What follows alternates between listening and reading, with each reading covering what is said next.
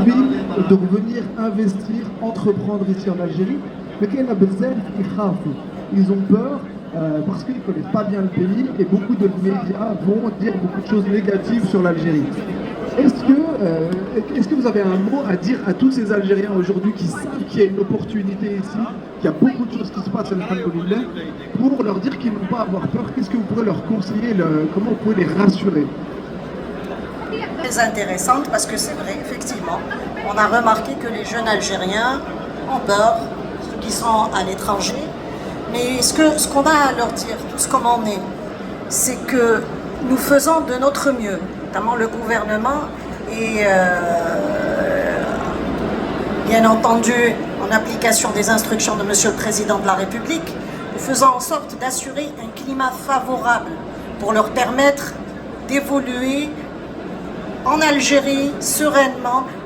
Peut-être que finalement il y a encore des insuffisances, mais vous voyez bien que si il y a 4 ministres qui sont réunis aujourd'hui dans cet événement, c'est pour être à l'écoute. Il y a des panels qui sont organisés. Pourquoi? Pour prendre en considération les préoccupations pratiques sur le terrain.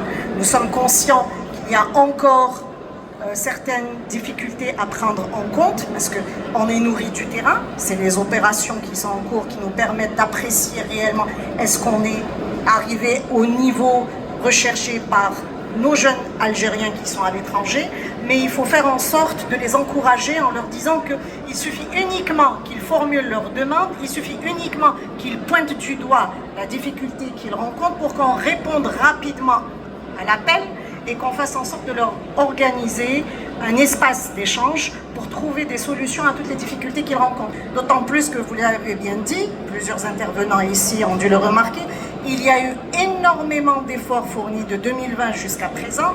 Il y a eu, je dirais, une évolution perceptible, une évolution que vous remarquez. Et bien entendu, avec les efforts de chacun de nous, le gouvernement, les opérateurs, les consommateurs, je suis persuadée qu'on arrivera, in fine, à de meilleures solutions et à prévoir un produit algérien pour lequel on pourra être vraiment fier. Donc, l'entrepreneur doit prendre des risques. Donc, celui qui a peur du risque, pour moi, c'est pas un entrepreneur. Vous êtes et le meilleur témoignage de quelqu'un qui ne connaissait pas l'Algérie parce que vous étiez établi à l'étranger. Vous avez fait le premier pas pour avancer, pour prendre cette aventure. Vous êtes maintenant en train d'apprécier à sa juste valeur. Ça est d'une. Donc, tout entrepreneur doit savoir prendre un risque, mais un risque mesuré. Le risque deuxième des choses, allez, qui tourne la perche aussi un troisième point, c'est que c'est la Jumhouria الركائز اللي حطها باش يسهل للمستثمر ولا pour faciliter donc aux investisseurs le code d'investissement.